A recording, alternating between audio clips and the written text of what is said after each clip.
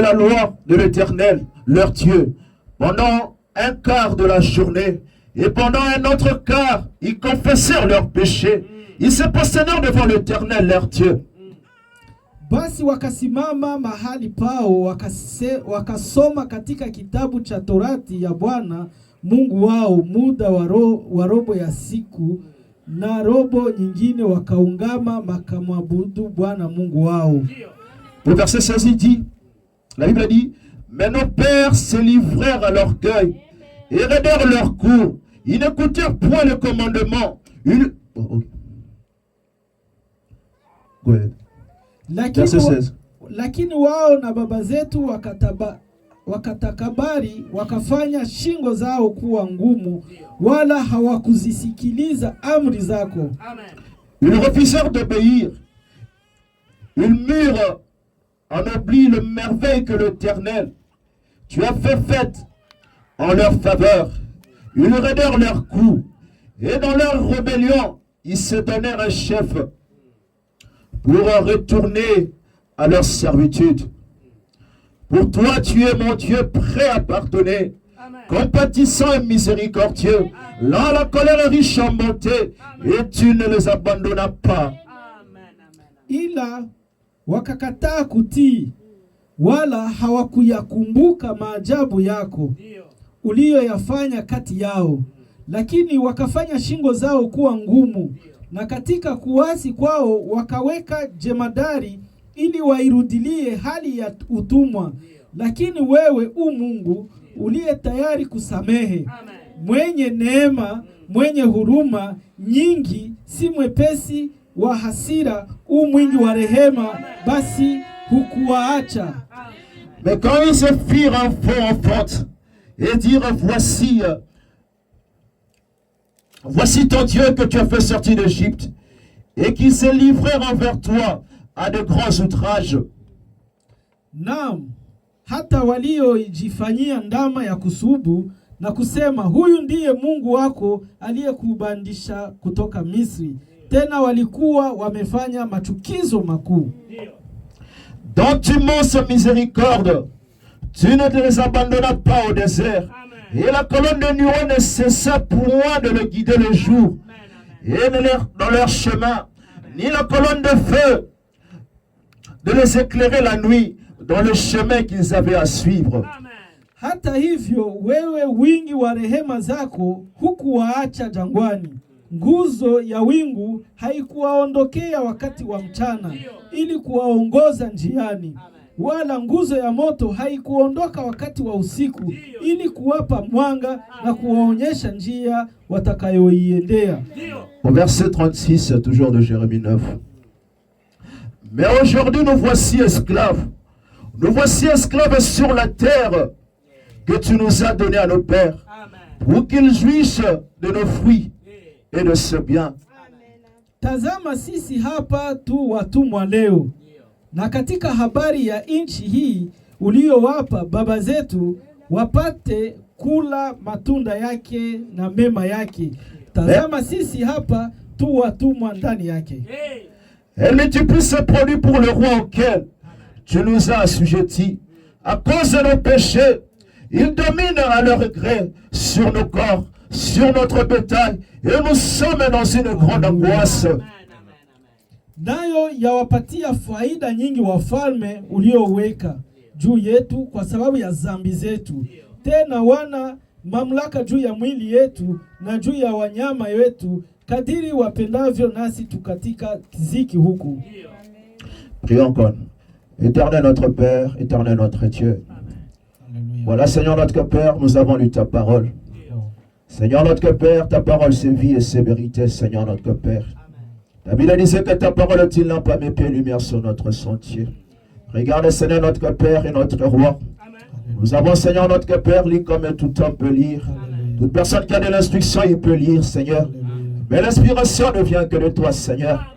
Ne veux-tu pas rompre le pain ce matin pour nous? Ne veux-tu pas nous accorder vraiment ton inspiration, Seigneur notre Père? Regarde ma soeur revenue pour que toi tu le parles. Regarde mon frère revenu pour que toi tu le parles. Mais Seigneur, qui peut, Seigneur éternel, se comparer à Dieu, Seigneur notre Père, pour que je parle à ma frère, à mon frère et à ma soeur? Mais je prie que toi, l'Éternel, que tu me mettes à tes côtés. Je prie que toi, l'Éternel, notre Père, que tu puisses m'utiliser. Utilise-moi comme un microphone, Seigneur, notre Père. Afin que ma soeur qui est vraiment désespérée trouve de l'espérance. Et que mon frère et mon Père éternel qui se pose ces questions trouve sa solution. Je prie que le Dieu omniprésent que tu descends dans ce lieu. Laisse que nous allons partager autour de la parole bénie. Et que Seigneur, notre Père, nous soit vraiment béni dans le nom céleste en Jésus-Christ. Tu viens toi, Seigneur, notre Père, je suis le plus petit de la maison de mon Père. Je suis le plus mauvais, Seigneur, notre Père. Mais toi, tu veux, Seigneur, notre Père, m'utiliser, Seigneur. Je prie que, Seigneur, notre Père, qu'alors que tu descendras en ce lieu.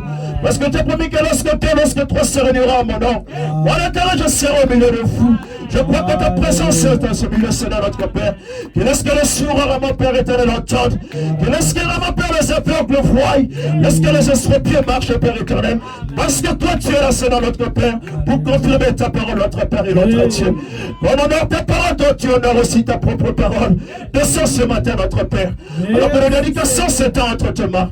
Et mon nom, c'est au nom puissant de Jésus-Christ. Alléluia. Amen. Amen.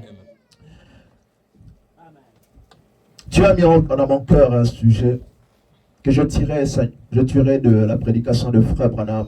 Mungu aliweka ndani ya roho yangu hii neno yenye nilitosha ndani ya mtumishi Branham. Frère Branham a prêché un message au Seigneur encore une fois. Ndugu Branham alihubiri ujumbe Mungu mara nyingine. Mais le sujet que moi je peux tirer de cette prédication, Na kitu nitatosha ndani ya hii y a-t-il une possibilité? Kunako njia. Il y a plusieurs mois, alors que j'étais en train de lire ce serment, Dieu m'a un peu arrêté sur cette question, y a-t-il une possibilité? Quand le pasteur m'a dit que je devais exhorter, alors qu'il y avait plusieurs sujets qui passaient dans mon cœur, mais Dieu m'arrêtait toujours qu'il y a-t-il une possibilité. Alors que nous allons maintenant méditer pourquoi Dieu nous pose la question s'il y a-t-il une possibilité.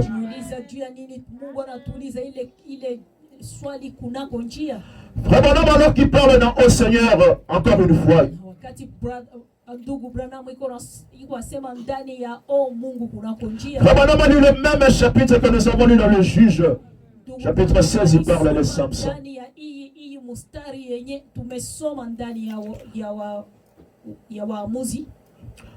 Frère Branham a dit que cette histoire ne devait pas être écrite dans la Bible.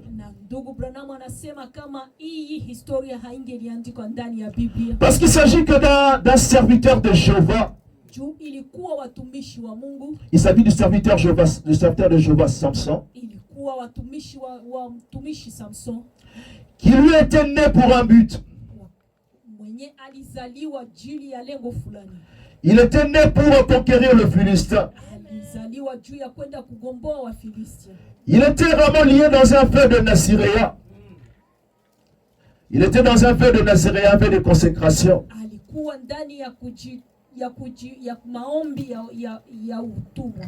Mais vous allez voir que dans la vie de Samson, Samson a eu tellement beaucoup de progrès. Il a eu beaucoup de succès. Parce que c'était le serviteur de Jéhovah qui avait été destiné pour ça.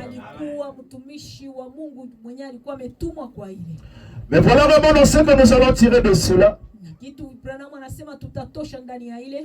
C'est quand Samson s'est retrouvé lié, alors qu'il avait des chaînes de rats. On a mené Samson dans une salle de spectacle. Imaginez-vous quel était le spectacle horrible qui pouvait être. Le serviteur de Jéhovah, lui qui était envoyé par Dieu pour avoir l'autorité pour ce peuple, pour avoir vraiment dominé sur ce peuple, pour apporter la victoire sur le Philistin. Et on voyait les serviteurs de Jéhovah en train d'être aidés par un petit enfant. Alors qu'il y avait des gens qui étaient assis dans le grand, c'était comme dans un grand stade. On voyait le grand serviteur de Jéhovah, le yeux crevé, lié avec le chaîne d'Ora, en train de traverser le stade. Quel était un spectacle horrible alors que les gens étaient en train de se réjouir de voir le serviteur de Jéhovah être capturé. Et pourtant il était venu pour venir conquérir, il était venu pour apporter la délivrance au peuple d'Israël. Mais c'était lui qui était en train de traverser le stade lié. Rabbanam a dit combien j'ai un cœur qui est fourni d'entendre cela. Comment moi aussi j'ai aussi un cœur de foi. Comment moi j'ai été roi par Dieu. Dans ce fait de Naziréa, Dieu t'a fait tant de promesses dans ta vie. Dieu il a donné sa parole. Dieu t'a envoyé le plus grand prophète de toute l'histoire de la Bible. Dieu a envoyé le plus grand prophète qui existe. Mais regarde combien tu es lié. Quel spectacle si horrible. Alors que nous avons la colonne de feu. Alors que nous avons la nuée de gloire dans le camp. Mais regardez combien nous sommes liés. Mais alors que moi j'aimerais maintenant que nous puissions méditer s'il y a une possibilité. Probablement dit qu'il y a une possibilité. Alors que Samson était lié. Alors qu'il était lié, ramassé. Il était lié. Il a dit au petit enfant, amène-moi dans ces poteaux. Laisse-moi maintenant m'appuyer sur ces poteaux. Alors qu'il était là, Samson a commencé à pleurer. Samson a commencé à pleurer. Samson a commencé à méditer. Il a commencé à méditer dans sa victoire. Il a commencé à méditer dans ce qu'il était. Alors qu'il était en train de méditer, il était en train de pleurer. Alors que dans la foule, ils étaient là. Ils étaient en train de se réjouir. Rabbanam a dit qu'ils pouvaient se passer de cigarettes dans le bec. Ils avaient vraiment leur bière à la main. Ils disaient voilà le serviteur de Jéhovah est pris. Voilà maintenant que lui il est pris.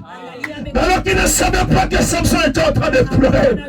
Il ne savait pas que Samson était en train de se repentir. Il ne savait pas que Samson était en train de se repentir. Alors qu'il y avait une possibilité.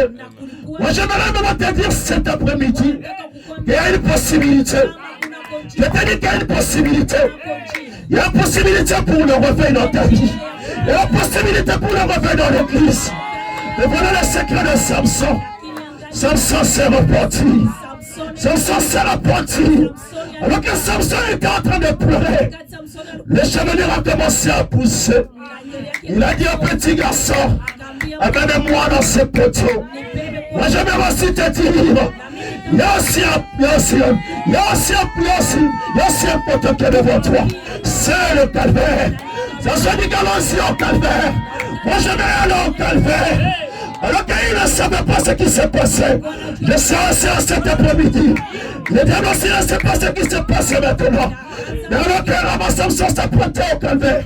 Alors qu'il venait tout droit au calvaire. Alors qu'il s'apprêtait maintenant, il venait tout droit au poteau. Le spectacle ne savait pas. Il y avait une possibilité pour Samson. Il y avait une possibilité pour Samson. Laisse-moi aussi te dire cet après-midi, ma soeur. Laisse-moi te dire aussi, mon frère. Il y a une possibilité. Tu te poses aussi plusieurs questions dans ta marche chrétienne. Tu te poses une question. Qu'est-ce qui ne marche pas? Je vais te rassurer, il y a une possibilité. Il y a une possibilité.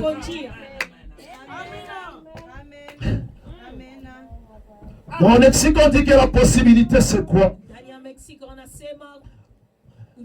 Quand on parle d'une possibilité, et quand on pose la question, est-ce que c'est possible?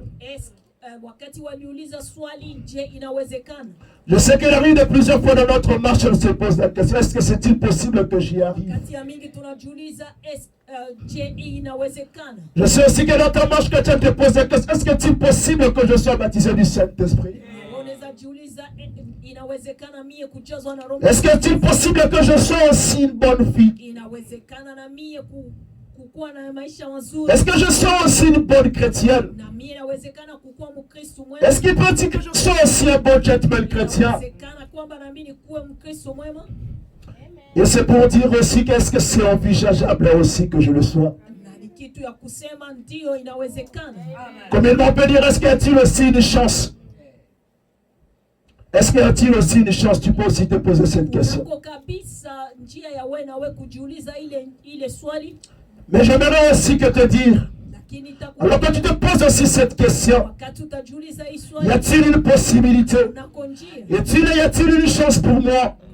Y a-t-il aussi vraiment envisageable pour moi?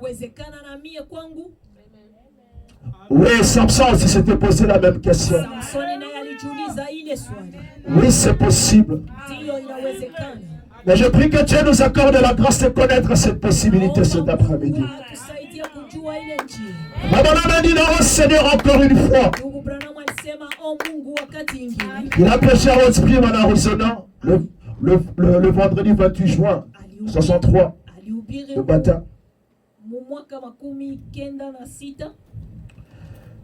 Au paragraphe 181. Paragraphe 181.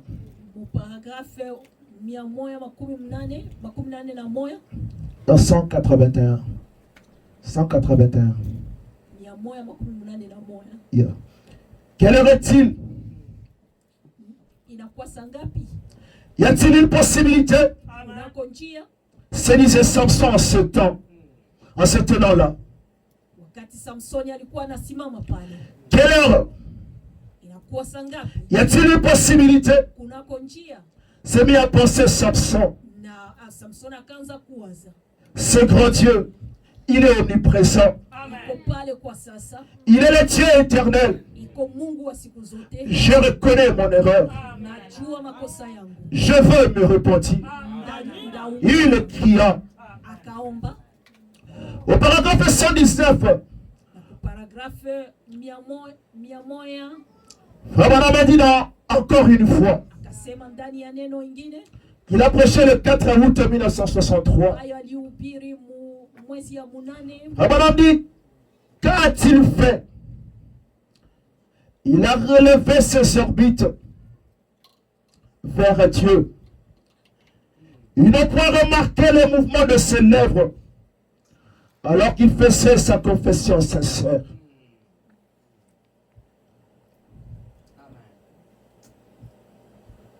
Encore une fois, Seigneur, encore une fois, il a prêché en Chicago le 4 août 63. Non, it's not that one. Paragraphe. Qu'a-t-il fait? Alifanya nini? Il a relevé ses orbites. Aliyainua macho yake. Il n'a pas remarqué le mouvement de ses lèvres. Hakuwa na macho kumwelekea Mungu. Alors qu'il faisait une confession sincère. Hawakutambua kucheza kwa midomo yake wakati alipokuwa akiungama kwa unyofu. C'est que Frère veut nous dire ceci. Amen. Alors que Samson était en train de faire une prière sincère. Alors qu'il était en train de faire une confession si sincère. C'est là où il y a eu une possibilité, ma soeur. La possibilité auquel tu es en train de poser la question. Pourquoi je n'arrive pas à atteindre ce niveau spirituel? Pourquoi les choses n'arrivent pas à atteindre ce que je veux que ça arrive?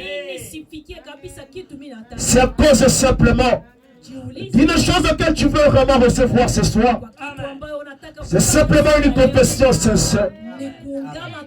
C'est parce que tu n'as pas été si honnête. Tu n'as pas été si honnête envers toi-même pendant toutes ces années.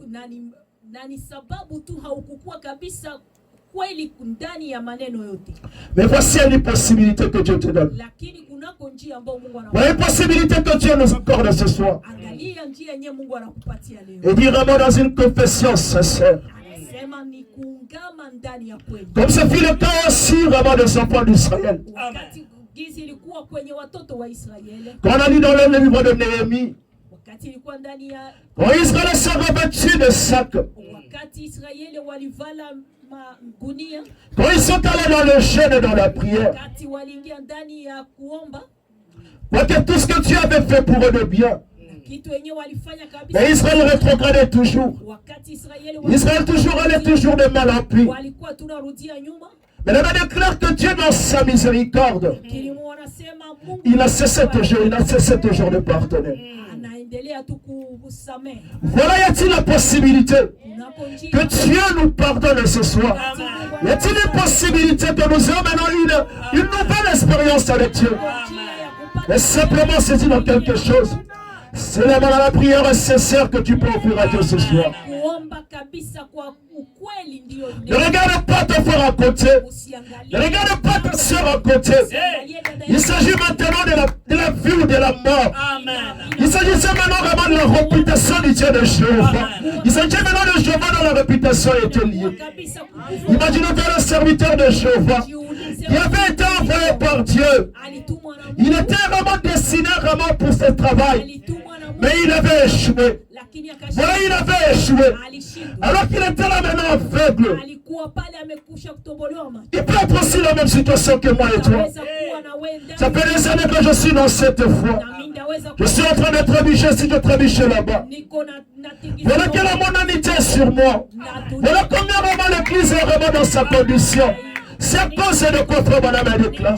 Frère Madame a dit c'est à cause. C'est parce que nous ne sommes pas sincères dans la prière. Samson fait sa prière sincère.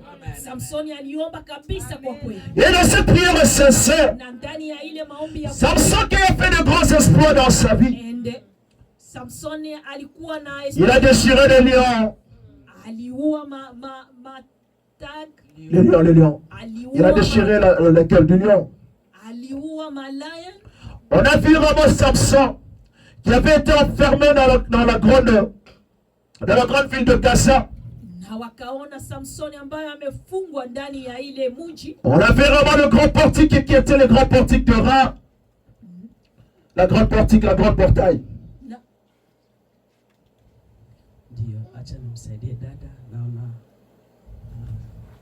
Alors que Samson était environné dans la ville de Gaza, on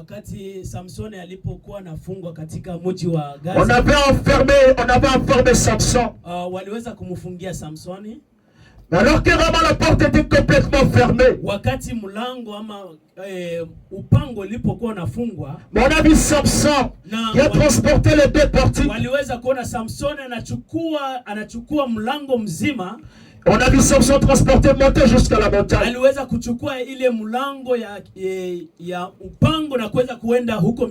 Quel est l'homme si fort? Mais voir l'homme fort que Dieu avait dessiné. Mais il était un homme là entraîné par un petit enfant. C'était comme quelqu'un qui avait échoué à sa mission. Mais voilà, Samson a réfléchi. Y a-t-il une possibilité que je puisse m'approcher de mes yeux? Que je puisse, alors qu'on a crevé mes yeux. Samson a commencé à prier. Samson a commencé à prier. Il a dit au petit enfant, amenez-moi sur ce poteau. Amenez-moi au calvaire. Le problème est clair. Alors que Samson a tiré les deux cordes qu'il était. Et la maison s'écroula. Il y avait 3000 personnes qui étaient avec eux. Samson n'a pas tué autant de personnes dans toute sa vie. Mais c'était à cause de quoi? C'était à cause de la prière sincère. C'était à cause de la confession sincère. Et il a réalisé le plus grand exploit qu'il a jamais réalisé. C'est possible aussi cet après-midi que nous puissions aussi faire le plus grand exploit jamais réalisé. Si simplement nous pouvons faire une confession sincère. Si simplement nous pouvons faire une prière sincère. On m'a dit encore une fois qu'il a prêché en Chicago le 4 août 63.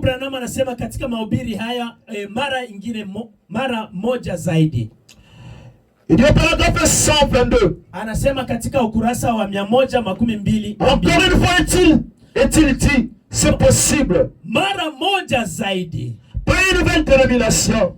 Aliwazia ingetendeka si dhehebu jipya. Pas une nouvelle secte. Si mfuasi mpya wa mais la parole de Dieu confirmée par toi, Dieu. Neno lililothibitisha kutoka kwako. Je sais que tu es toujours le Dieu. Ninajua wewe ungali Mungu. Je suis aveugle. Mimi ni kipofu. Je me suis égaré. Nimepotoka. Je ne suis pas digne de vivre. Sistahili kuishi. Que je meurs avec cet ennemi. Nife pamoja na tu m'as suscité pour le désir. Tu m'as suscité pour le détruire. Ulininua kumwangamiza nami tu m'as suscité pour le détruire. Nimepungukiwa Bwana, bali kuna uwezekano wewe utanisikia. Je n'ai pas été fidèle. Mara moja Bwana, mara moja zaidi aliomba kwa jitihada kubwa.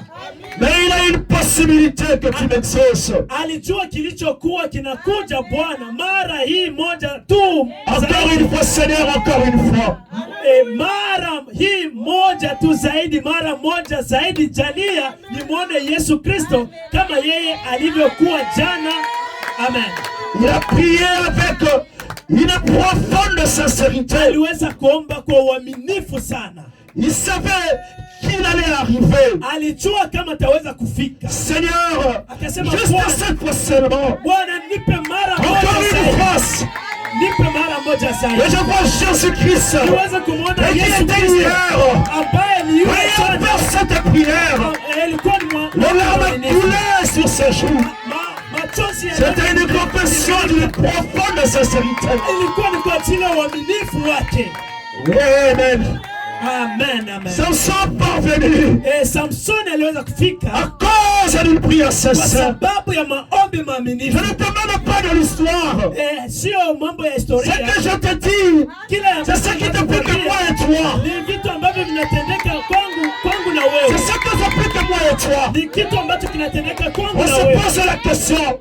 Unaweza kujiuliza pourquoi notre réveil n'est pas si grand? Pourquoi nous ne faisons pas de progrès dans cette confession? Pourquoi notre foi n'avance pas? Mais moi j'aimerais que Dieu nous confirme ce soir. Je nous dis qu'il faut une sincère prière. C'est possible. C'est possible. C'est possible. Amen. Ndugu Branham anasema encore une fois qu'il a au paragraphe 87. Paragraphe ya makumi ine 87. Samson doit penser à tous les erreurs. Samsoni hapana shaka aliwazia kuhusu yote mahali alipokuwa ameiacha. Là où il s'était égaré du chemin. Alipokuwa ameiacha njia. Il a donc vu cela. Alipoona wakati huo c'était trop tard maintenant. Kumechelewa kupita kiasi sana. Il a vu cela. Alipoona là où il s'était égaré du chemin. Alikuwa ameiacha njia. Il s'est dit, ndipo kawaza, il doit y avoir une possibilité. Lazima kuna uwezekano kwamba Mungu angeweza kujibu. Il savait qu'il pouvait se repentir. Alijua kama angeweza qu'il regrettait. Mungu aone kwamba alijua makosa yake. Il y avait une possibilité que Dieu accomplisse encore sa promesse. Mungu angali il y a une possibilité que Dieu accomplisse sa promesse. Kuna uwezekano tena. Il y a une possibilité. Inawezekana. Kuna possibilité. Kuna uwezekano tena. Oh Seigneur, encore une fois. Ndugu Branham anasema encore une fois. Non, oh Seigneur, oh Seigneur. Branham a prêché ce message, je crois, plusieurs fois. Aliweza kuhubiri mahubiri haya. Ça c'est oh Seigneur, encore une fois. Il a prêché en Arizona le 28 juin 63. Au paragraphe 231. Mes amis, il y a une possibilité pour que cette église soit dans cet état. J'ai à peu près 3 ou 4 pages de notes que je vais laisser tomber. Amen. Mara nyingine Bwana mara moja tu zaidi. Oui, au Seigneur, encore une fois. Mara nyingine Bwana mara moja tu zaidi. Tuturi. Oui, 230. Enyi marafiki, kuna uwezekano ya kwamba kanisa hili katika hali hii Sasa yapata kurasa 3 ama 4 za mtasari pale, ninaenda kuachilia. Kuna upo uwezekano papa hapa kwenye mkutano huu wa kambi. Kuna uwezekano papa hapa kwenye saa hii. Kuna uwezekano kama tuko tayari kulipa gharama, tunaweza kuona matendo mbili nyingine ikitukia. Amen. On a dit il y a une possibilité juste ici dans cette réunion en plein air. Kuna uwezekano tena, kuna uwezekano magharibi ya leo. Il y a une possibilité juste ici en ce moment. Kuna uwezekano mwingine leo. Il y a une possibilité si nous sommes prêts à payer le prix. Upo uwezekano papa hapa kwenye mkutano huu. Nous pouvons voir se produire un autre acte. Kuna uwezekano papa hapa kwenye saa hii. Kuna uwezekano kama tuko tayari kulipa gharama. Si nous sommes prêts à payer le prix. Kama tuko tayari kulipa gharama. Samson était prêt à payer le prix. Samson alikuwa tayari kuweza kulipia gharama. Il était prêt. Alikuwa tayari. Parce qu'il dit que le Seigneur venge-moi sur mes yeux. Aliweza kusema Bwana weze kunisaidia niweze kupigana ama kuweza kuwashinda maadui. Mais ce qui n'arrive pas avec moi et toi. Kitu ambacho sisi hatufikii mimi na wewe. C'est parce que nous ne sommes pas prêts à payer le prix. Kwa sababu hatukuwa tayari kuweza kulipia gharama. Il s'agissait de la mort de Samson aussi de ces 3000 personnes. Ilikuwa ni kuweza kufa kwa Samsoni na wale watu 1000. Samson dit je vais payer le prix. Akasema nitaweza kulipia gharama. Mais que je meurs avec le Philistin. Nitaweza kukufa pamoja na Wafilisti. Moi aussi je meurs aussi de ce soir. Na mimi magharibi ya leo nitasema. Moi je suis aussi prêt à payer le prix. Niko tayari kuweza kulipia gharama. Je suis prêt à payer le prix. Niko tayari kulipia gharama. Parce que je suis prêt à payer le prix. Kwa sababu niko tayari kulipia gharama. Si la société va me rejeter, si la société me rejettera, hata kama watu wananiacha, si la famille me rejettera, hata kama familia inaniacha, si nos amis me rejetteront, hata kama marafiki wanakuacha, mais moi je vais payer le prix. Lakini mimi nitalipia gharama. On m'a dit le problème avec le croyant c'est quoi? Ndugu Branham anasema shida kwa waaminio leo. Ils ne savent pas ce qui arrivera les prochaines étapes. Ni kwa sababu hawakweki wanafikia kwenye etapi nyingine. Aujourd'hui nous sommes venus dans la vie chrétienne. Tumekuja katika maisha ya kiroho. Je pense que nous sommes venus dans un rabat, dans un pique-nique. Tunazani kwamba ni nafasi ya michezo. Et que toutes choses marcheront bien. Kila kitu kitatembea vizuri. Dans la vie chrétienne c'est un combat. Katika maisha ya kiroho. On m'a dit que la vie chrétienne c'est une bataille. Katika maisha ya Kikristo ni mapambano. Quand tu viens ici dans la maison de Dieu, kama unakuja katika nyumba ya Mungu, tu viens entraîner au terrain d'entraînement. Unakuja katika chumba cha mazoezi. Qu'est-ce qui arrivera? Kwa sababu utafikia. Alors que maintenant quand tu veux payer le prix, wakati ya kwenda kulipia gharama, souvent certains les amis t'abandonneront. Warafiki wataanza kukuacha. Parce que tu ne feras pas la même chose que eux. Kwa sababu utafanya vitu tofauti na wao. Tu seras abandonné vraiment de tes membres de famille. Utaweza kuachwa na familia yako. Parce que tu veux payer le prix. Kwa sababu unalipia. Le problème avec toi mon frère c'est que tu n'es pas prêt à payer le prix. Ndugu dada yangu, tunapaswa kuweza. Parce que tu dis que si aujourd'hui je suis chrétien, unasema je, leo niko Mkristo, moi je vais vraiment abandonner mes amis. Nitaweza kuachana na mes amis vont m'abandonneront. Rafiki wangu wataniacha. Si aujourd'hui je fais ceci, je ne ferai plus de ce qui est malhonnête. Fanya hiki watu hawataweza. Mais comment je gagnerai ma vie? Je, nitaweza kupata maisha. Pour nourrir mes enfants, je dois faire ce qui est malhonnête. Je, nitaweza kufanya ili niweze watoto wangu watakuwa. Pour avoir ceci, je dois pas être si honnête. Kama ninafanya hivi nitaweza kuwa ombaomba. Je vais retenir en cet après-midi. Nakwambia leo magharibi. Il y a le calvaire qui est là. Il y a la croix qui est là. Puisque nous voulons simplement. Mais sinon je vais payer le prix. Si je vais manger, je ne mangerai que le peuple. Là, le peuple là. Kama ninatupia ama ninaungama makosa yangu. Et si vraiment je reprends que de l'eau plate. Kama si je prendrais que de l'eau plate ou bien juste de l'eau. Ama kama ninaweza kushika maji ambayo iko vuguvugu. Mais simplement moi je mourrai. Lakini napenda mimi. Je voudrais vraiment prendre la meilleure décision. Adieu que pourra. Samson n'a pas regardé qu'il y avait les notables qui étaient assis dans la salle. Samson regardait, il y avait des grands notables qui étaient là. Il n'a pas regardé à cela. Il n'a pas regardé qu'il y avait Delilah qui était là-bas. Il dit qu'aujourd'hui c'est la fin de l'histoire. Adieu que pourra. advienne que pourra. Haijalishi inaweza kufika ama sifike.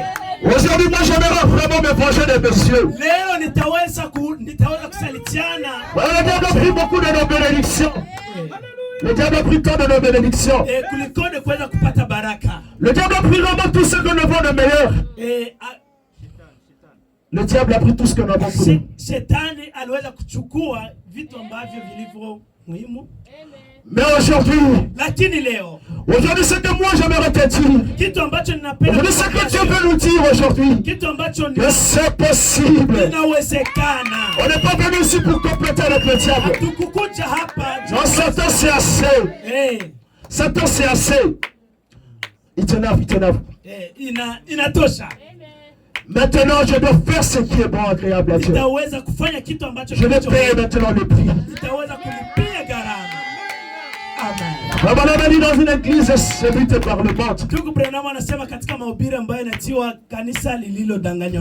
Baba parle aussi de l'histoire de Samson dans la condition de l'église séduite par le monde. Il parle de la condition de l'église. Au paragraphe 8. Rappelez-vous. Nous ne sommes pas dans un pique-nique. Mais nous sommes plutôt dans un champ de bataille. Il y a des gens pensent qu'il faut devenir chrétien.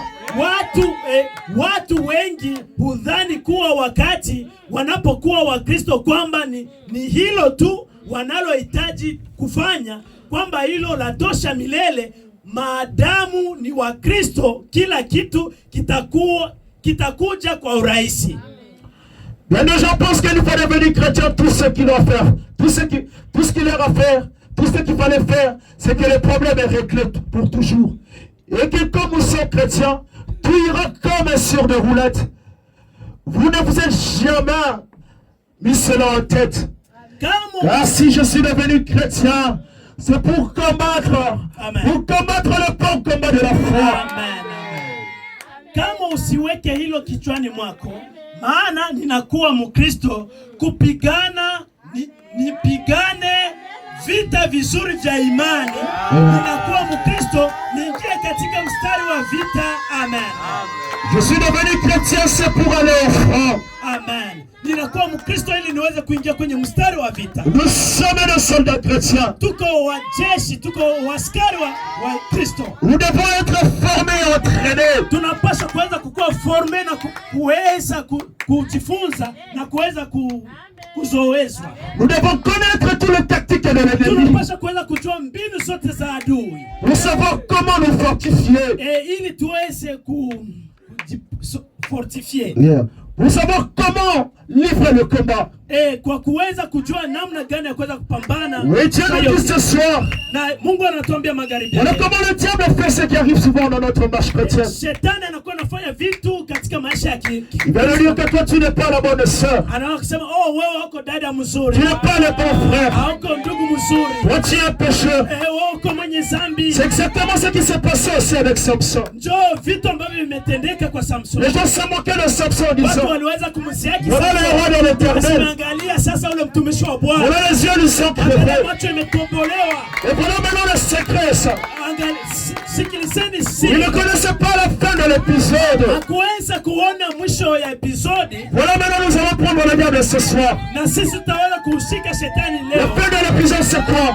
Na nguvu ni nini? La repentance c'est ça. Ni kutupia makosa iliyo. Voilà le diable est maintenant dévoilé. Wakati Mungu anapojifunua. C'est toujours à la fois la sœur qui est victorieuse. Ni wakati ambapo mtu anapokuwa na ushindi. C'est toujours le frère qui est toujours le grand héros. Ni wakati ambapo qui est toujours le frère qui est toujours fort. Ni wakati ambapo mtu ambaye mtu ako na nguvu. Mais simplement du courage ce soir. Lakini inapaswa kukuwa na juhudi magharibi ya leo. Et aussi passer tes larmes dans les orbites de tes yeux. Unaweza kujiuliza ama vitu ambavyo vinapita machoni. Pose aussi la question. Jiulize maswali. Moi je crie ce message. Unaweza kuamini ujumbe huu. Regarde dans la cité. Angalia katika siri. Regarde dans la famille. Angalia katika familia. Toi tu viens de faire la famille, tu dis parce que je suis chrétien. Familia imeweza kuniacha kwa sababu. Regardez, vous allez le voir combien je deviendrai béni. Na jinsi Mungu amewe. Vous allez me voir combien je ferai de progrès. Walikuwa wanadhani kama nitaweza kuendelea. Mais regarde maintenant, c'est un peu comme une histoire contradictoire. Lakini imekuwa tofauti. Mais aujourd'hui la famille se dit, mais toi tu fais aussi la même chose que les autres. Watu wanaweza kukuambia na wewe ungefanya kama jinsi watu wengine wanafanya. Les amis te disent, mais toi tu fais aussi comme nous. Watu wa kanisa wanasema fanya jinsi sisi. Mais toi tu nous as dit que quand tu iras dans cette réunion de prière. Wakati tu nous as dit que quand tu iras dans cette réunion de prière, ulisema kwamba wakati utaenda katika ile chumba cha maombi, mais toi tu te comporteras comme une sainte personne. Utaweza kujifananisha na mais voilà, tu fais la même chose comme nous. Lakini utafanya kitu. Tu fais la même chose comme nous. Utafanya kitu kama vile sisi. Mais j'aimerais te dire une chose. Nitakwambia. Il y a une possibilité de changer cette histoire. Kuna uwezekano. Voilà une possibilité que toi tu expérimentes le acte 2. Kuna ingine ujuzi ya kuweza kutimiza matendo ya mitume sura 2. Simplement si nous nous repentons sincèrement. Wakati ambapo tunapotubia magharibi ya leo. Et voilà comment nous allons faire taire notre adversaire. Na hivyo ndivyo tutaweza kumshinda yule mshindaji mpinzani wetu. Bwana amedi. Ndugu Branham anasema. Donc, question-réponse de Jeffersonville qu'il a prêché le dimanche 3 janvier 54 le matin. Question et réponse. Swali na majibu. Paragraphe 119. Ni ukurasa wa 119. Je préférais avoir une église qui a un tel fardeau sur le cœur pour la prière.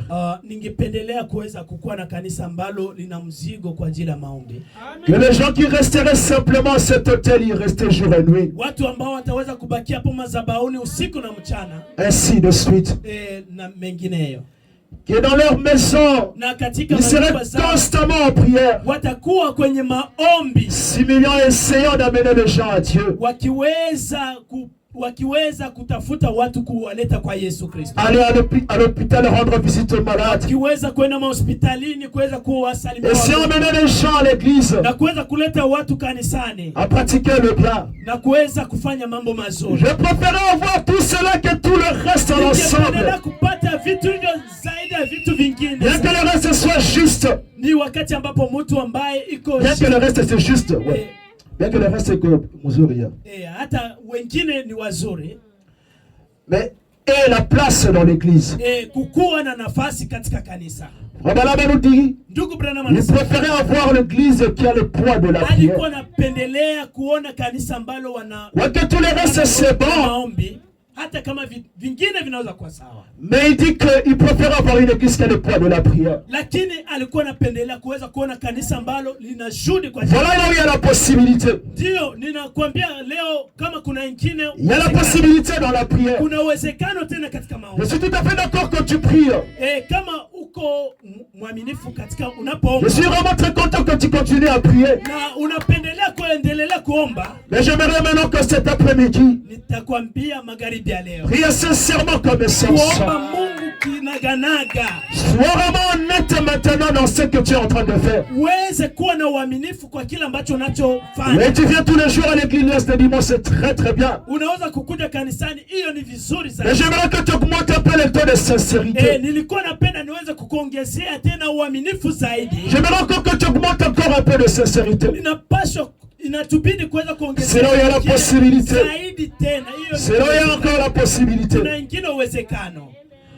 Branham a dit encore une fois, il a prêché en Chicago. Ndugu Branham anasema katika mahubiri ambayo inaitiwa mara nyingine moja zaidi.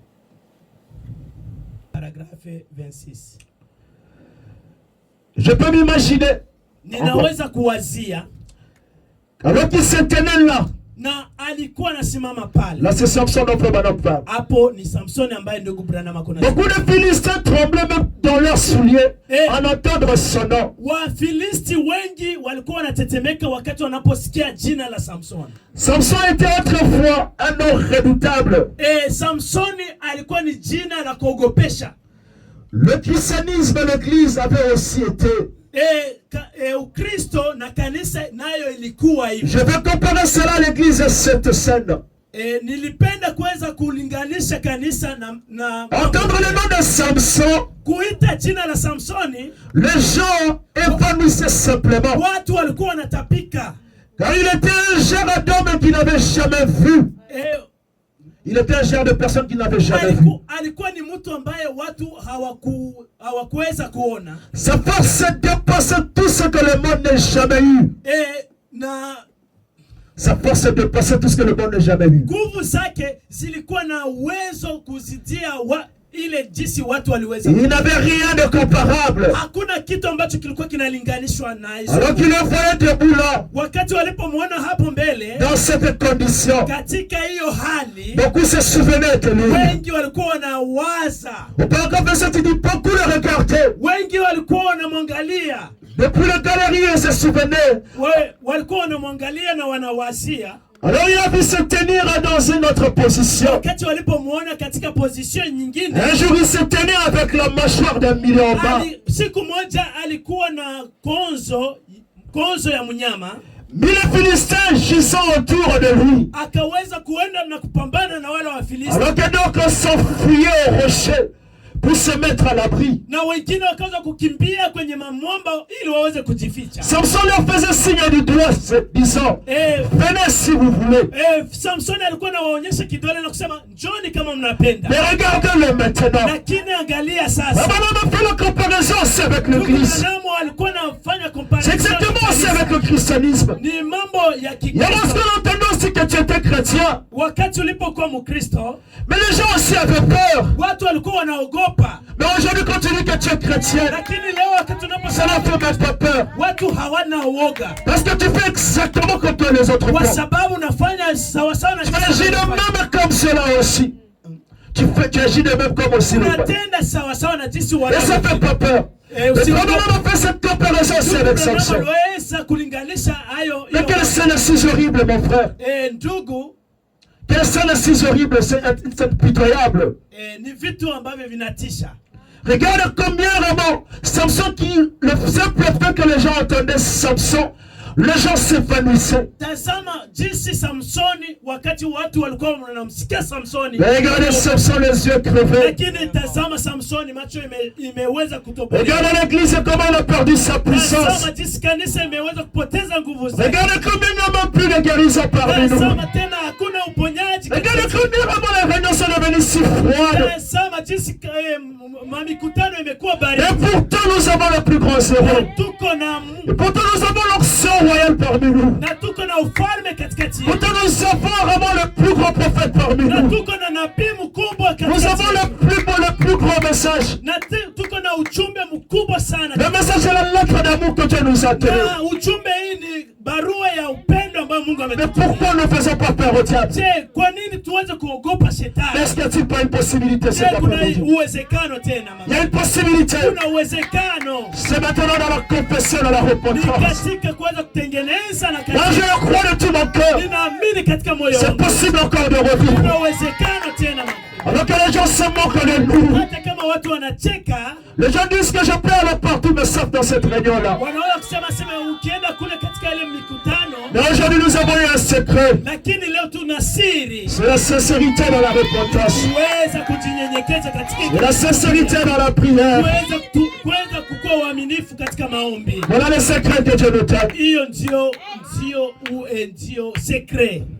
Parce que Samson a tué 3000 personnes le même jour. Pourtant le spectacle était un spectacle pour se moquer du Jéhovah.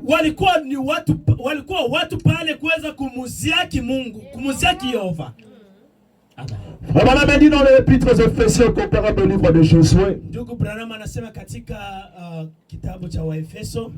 Ouais, qui est comparable au livre de Josué.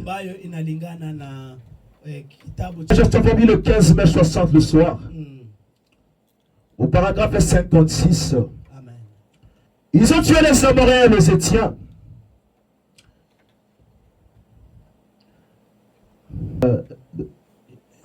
Ils ont tué les Amoréens et les Étiens. Mais non. Ils ont tué les Amoréens et les Étiens. Mais il n'y a eu aucun blessé parmi eux jusqu'au moment où le péché est entré dans le camp.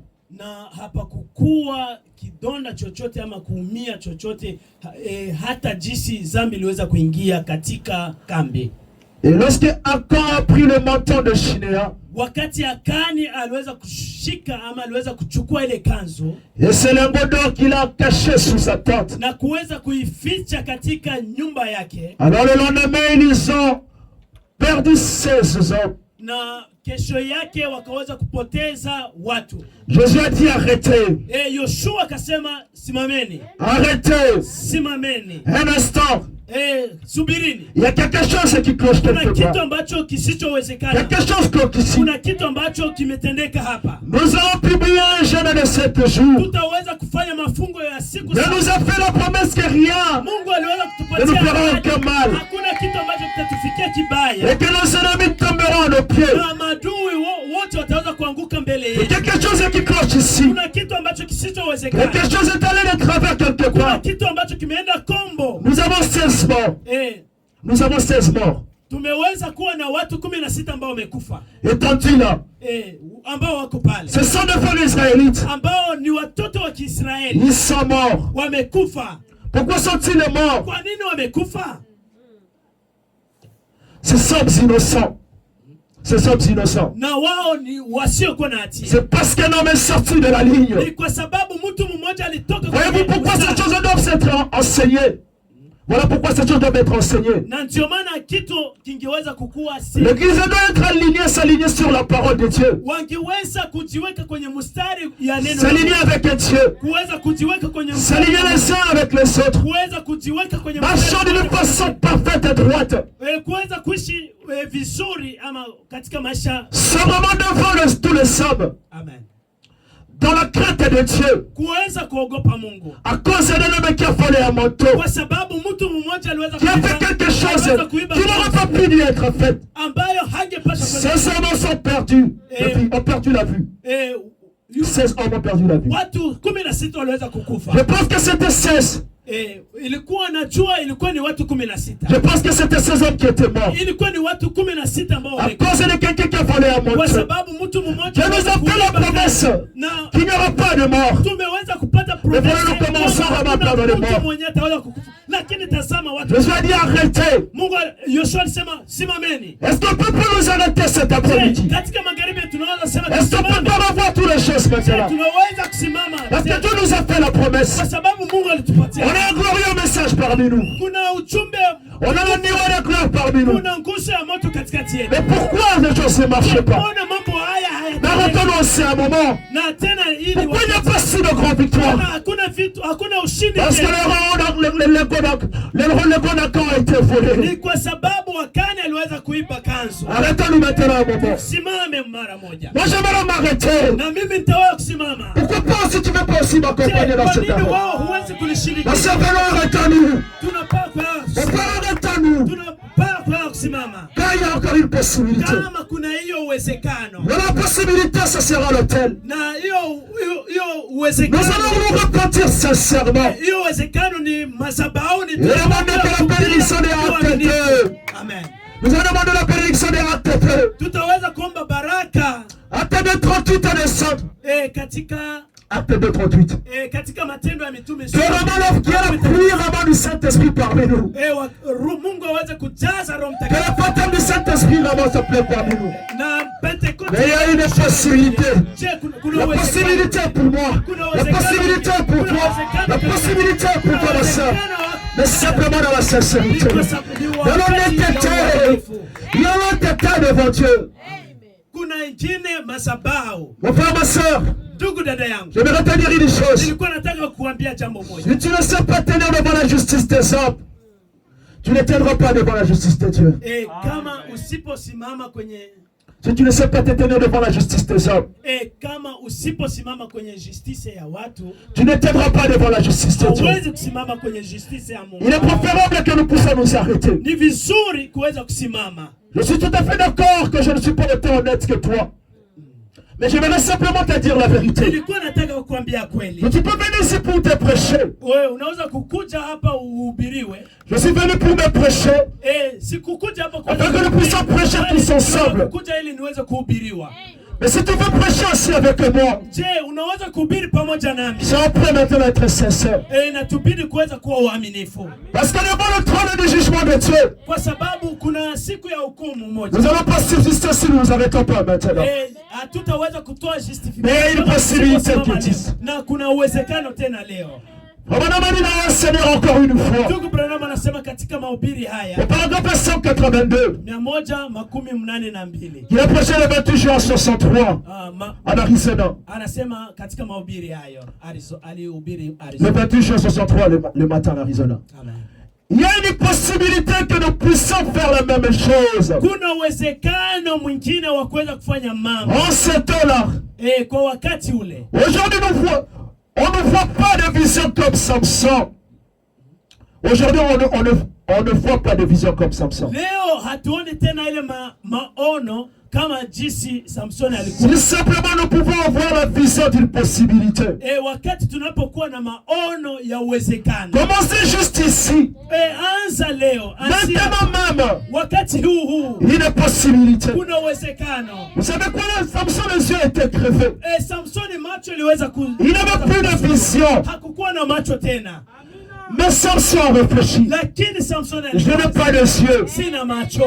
Voilà que je suis lié. Tazama jinsi ninafungwa. Mais moi j'ai la promesse. Lakini nina ahadi. Moi je suis né pour vaincre le Philistin. Ninaweza kuzaliwa ili niwe Mais qu'est-ce que je dois faire? Je nitafanya nini? Alors que Samson avait les yeux crevés par les visions. Samson alipokuwa na macho imetobolewa. Samson a commencé à faire partie. Les oculaires de ses yeux ont commencé à tourner. Il ne voyait pas. C'est le même aussi quand tu te poses. Moi je ne vois pas comment ça sera pour ma marche chrétienne. Tu ne poses pas la question sur la vision, tu la vis parce que tout est bloqué. Mais il y a une possibilité. Dieu nous tient sa parole que Dieu m'a prêché le 7 avril 57. Ouais. Paragraphe 44. Observez les églises. Lorsqu'il y a quelques années, on avait des églises de la sainteté à l'ancienne mode. Amen. Sa parole, paragraphe 44.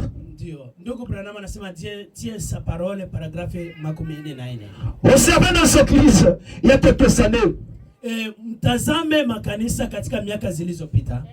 On avait des églises de la sainteté à l'ancienne mode. Tulikuwa na kanisa ambazo zilikuwa na utakatifu. On tenait ferme pour Dieu et pour la droiture. Walikuwa wanatenda vitu vilivyonyoka katika. Les femmes s'habillaient, se comportaient comme des dames. Wadada walikuwa wanavalia vizuri wakiweza les hommes s'habillaient, se comportaient comme des hommes.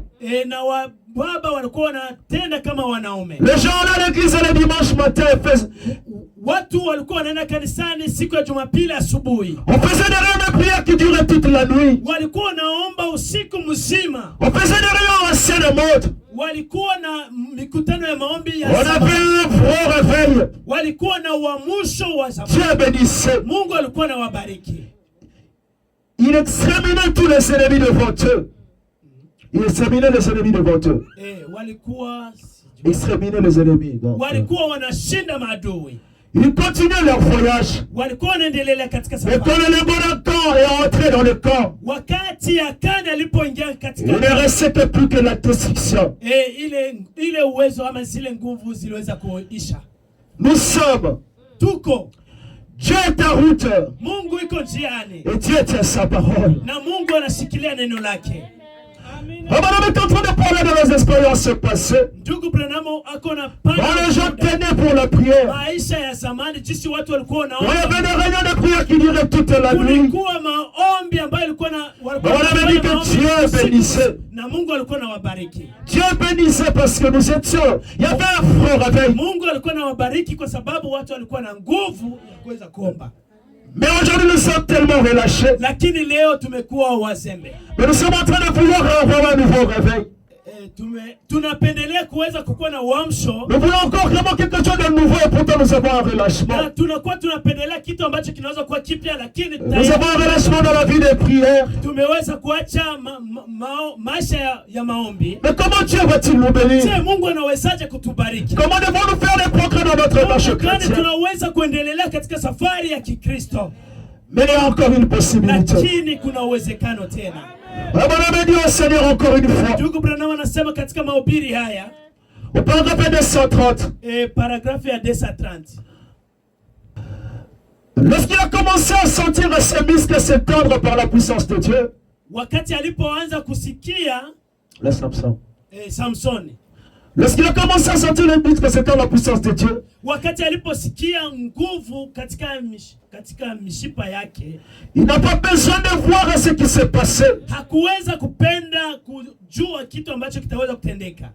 Il sentait ce qui s'est passé. Alikuwa anajua kinachotendeka. Il s'est mis à tendre ses épaules. Akaweza tendre ses épaules. Akaweza kuinua mabega yake. Et alors le bâtiment s'écroula. Na ile kichumba kikaweza kubomoka. Il vaincu ce jour-là. Akaweza kushinda siku ile. Il tua plus de Philistins que tous les jours de sa vie. Aliweza kuwa Wafilisti watu wengi katika maisha yake. Amen. Amen. Abraham dit encore une fois. Ndugu Branham anasema mara nyingine Il mmoja. a prêché à Chicago le dimanche. Aliweza kuhubiri Chicago. 4 août 63 l'après-midi. Ilikuwa ni magharibi moja. Nous n'avons pas besoin juste d'un petit Seigneur, pardonne-moi. Nous n'avons pas besoin d'un petit Seigneur, pardonne-moi. Oh, Bwana uweze kutusamehe. Ainsi que Jim et Joe. Ainsi que Jim et Joe. Ouais. Jim et Joe. Jim and Joe. Yeah. Et nous tous, amen. Na sisi wengine amen. C'est juste une petite prière. Seigneur, pardonne-nous, pardonne Dieu, pardonne Dieu. Ndugu Branham alikuwa naomba tusamehe Jim na Joe mambo kama. Mais il dit que nous avons besoin d'un nettoyage sincère. Tunahitaji kuoshwa ya uaminifu. De la chair au concierge. Kuanzia hapo madhabahuni hadi kwenye kiti cha. C'est ce que nous avons besoin. Ndio kitu ambacho tunacho. On a besoin vraiment de passer maintenant son balai. Dieu a besoin de passer son balai. Mungu anahitaji kwenda kupitisha kifagio. Et le balai va commencer ici à la chair. Na hiyo kifagio kitaanzia hapo madhabahuni. Que Dieu commence à enlever la saleté dans ma vie. Que Dieu enlève la négligence dans ma vie. Que Dieu enlève tout ce qui est de faux en moi. Et que ça commence à la chair. Et on n'est pas venu ici pour faire du spectacle. Mais nous sommes venus ici pour décortiquer la technique de l'ennemi. Afin d'arriver à la victoire. Mais alors que nous sommes venus pour nous entraîner, nous devons tous être sincères. Aujourd'hui, vraiment, la repentance revient simplement au monde. Non. La repentance commence ici à la chair. Et ça va aller jusqu'au dernier bon. Je ne suis pas venu ici pour prêcher, j'ai besoin que nous prêchions tous ensemble. Oui, Jean, tu dois te repentir. Oui, ma soeur, tu dois te repentir. Oui, ma frère, toi, tu dois te repentir. Et une repentance sincère. C'est là où il y a la possibilité de tuer le ennemi. C'est là où il y a la possibilité. On a dit que Samson tuait autant de personnes qu'il n'a jamais tué dans sa vie. À cause de la petite possibilité qu'il était offerte. Alors qu'il était lié par ses bras. On l'a lié dans ses bras. Alors qu'il avait les yeux crevés. Tout le monde disait que ça n'est fini de ce monsieur. Oui, c'est vrai, on a dit que ça n'est fini de moi. Mais ils ne connaissent pas la possibilité qui m'est offerte. Amen. Parce qu'il y a une possibilité qui nous est offerte. Si nous voulons un progrès avec Dieu, si nous voulons la bénédiction de Dieu, oui, la prière sincère. Mais Samson aussi l'a fait. Oui, c'est vrai. On a dit que l'histoire de Samson a été mise dans la Bible pour nous enseigner. ili maintenant nous enseigne maintenant. Inatufunza leo. Voilà qu'il n'y a pas de vraiment le point réveil. Hakuna tena uamsho tena. Mais pourtant que nous sommes destinés dans cette but. Na tena tumeweza kutengeneza. Alors que nous sommes destinés comme étant la semence d'Abraham. Kuwekwa ili tuweze kupata hiyo uamsho. En tant que vraiment le prédestiné de Dieu. Na kama jinsi tulivyochaguliwa, watu avec cette vraiment de consécration que nous avons reçu de Dieu. Jinsi tumeweza kuwekewa wakfu na Mungu. Le résultat n'est pas ce que nous attendons, ce que tu attendais de nous. Mais il y a encore une possibilité qui nous est offerte. Lakini kuna uwezekano mwingine. Encore une fois, le paragraphe 102. Ndugu Branham anasema katika encore une fois Seigneur saide. Au paragraphe 101 dit, il y avait un grand prix à payer. Kulikuwa grand prix. Kulikuwa gharama kubwa ya kuweza kulipia. Vous devez mourir à la chose que vous entraînez dans cette histoire. Unapaswa kuweza kukufa katika hiyo. Vous devez mourir de la chose qui vous amène. Unapaswa kuweza kukufia kwa kile kitu ambacho kilichokuwa. Vous les pentecôtistes vous êtes cet après-midi. Ninyi wa Pentecoste magharibi ya leo. Vous devez mourir à cela. Unapaswa kuweza kukufia. Vous parlez de ça et de Samson. Samson était disposé à payer le prix pour recevoir la puissance de Dieu dans sa vie. Samson aliweza kukuwa tayari kulipia gharama ili aweze. Oui, c'est possible. Samson était prêt à payer le prix. Il dit, moi je veux encore la puissance de ma vie. Je suis prêt à payer le prix. Et moi aussi je suis prêt à payer le prix. Je paierai le prix. Parce que moi j'ai été. Moi j'ai été roi. Moi je suis destiné pour la conception. Je suis pas maintenant à payer le prix. Le prix c'est quoi? Nous allons aller sous la croix. Nous allons aller tous sous la croix. Et nous allons dire, Seigneur, nous sommes sincères. Et c'est toi qui nous as appelés sur cette terre pour honorer cette parole. Mais nous avons failli. Voilà les serviteurs de Jéhovah a failli. Mais croyez-moi encore une chance. Donnez-moi une chance encore. Donnez-moi encore une fois. Voilà que nous sommes venus. Nous perdons le recours à Dieu. On dit que nous voulons encore une sortie. Voilà la sortie que Dieu nous donne. Soyons honnêtes et sincères. Et soyons prêts à payer le prix. Mais c'est le prix, ça sert à quoi? Peut-être tu seras chassé dans ta société. Parce qu'on te paie le faire ce qui est malhonnête. Voilà le prix à payer, c'est quoi? Peut-être tu seras rejeté dans ta communauté. Mais tu peux payer ce prix. Afin de recevoir la puissance de Dieu chez vous. Oui, c'est toi le choix. C'est toi maintenant le choix. Parce que tu as reçu la possibilité. Oui, sois prêt maintenant à confesser. Oui, Dieu a béni, c'est vrai.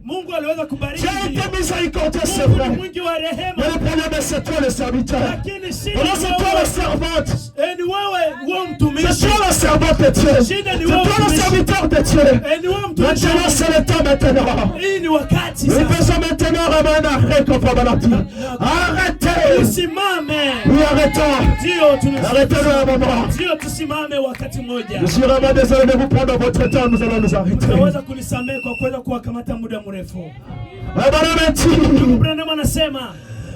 Au Seigneur encore une fois.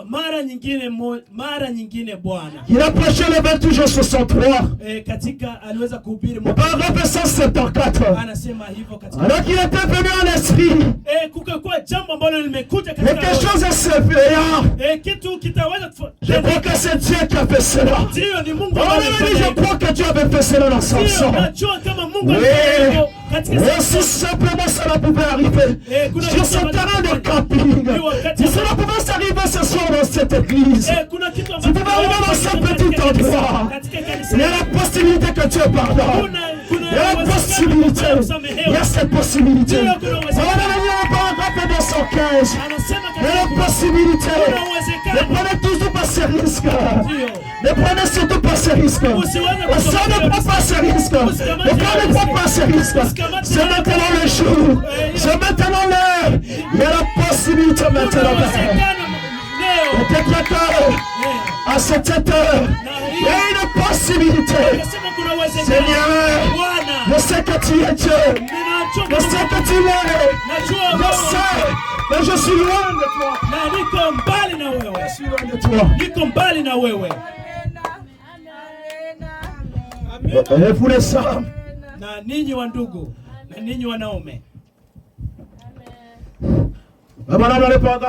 Ndugu Branham anasema katika ukurasa wa paragraphe 215. Ukurasa wa 215. Je suis loin de toi.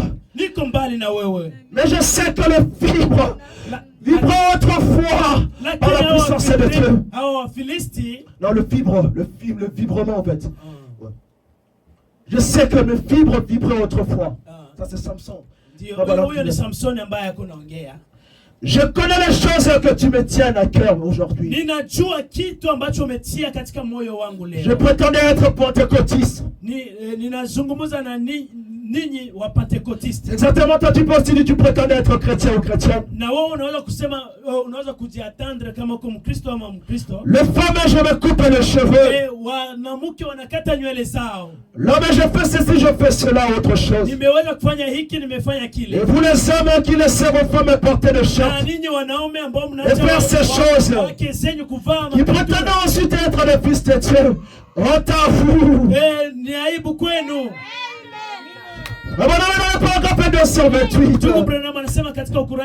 Dieu exauce les prières.